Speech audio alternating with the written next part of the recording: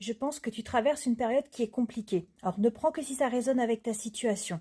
Les personnes qui sont concernées par ce tirage sont en train de vivre quelque chose d'assez complexe. Ils sont en train de vivre une épreuve qui les bouleverse complètement et qui vient tout remettre en question dans leur quotidien.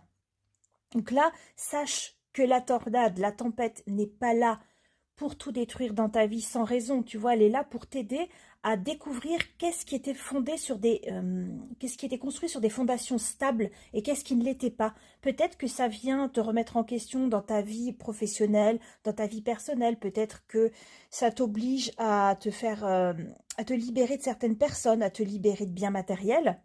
Mais c'est pour construire quelque chose de beaucoup plus stable et de beaucoup plus aligné avec toi. C'est pas là uniquement pour te déstabiliser. Tu es obligé de changer ta façon de voir les choses pour réussir à construire quelque chose de mieux pour toi. Peut-être que ce que tu avais jusqu'à présent, ça ne te nourrissait pas.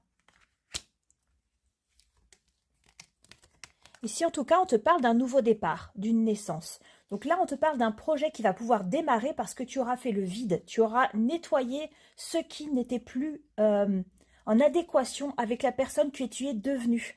Il va falloir que tu fasses le ménage pour réussir à mener à bien ce nouveau projet, quelque chose qui te tiendra vraiment à cœur. Tu vois, avec cette naissance-là, on te parle de quelque chose de passionnant. On sait que ça te fait peur, donc évidemment c'est effrayant de traverser une période comme ça où on est en train de perdre complètement pied. Mais c'est quelque chose de transitoire, c'est une période de... Tu vois, on est tous en train de vivre en ce moment une fin de cycle. On est en train tous de traverser cette période de transition, donc évidemment ça amène des peurs, ça amène des insécurités, mais c'est pour pouvoir démarrer quelque chose de beaucoup plus stable par la suite.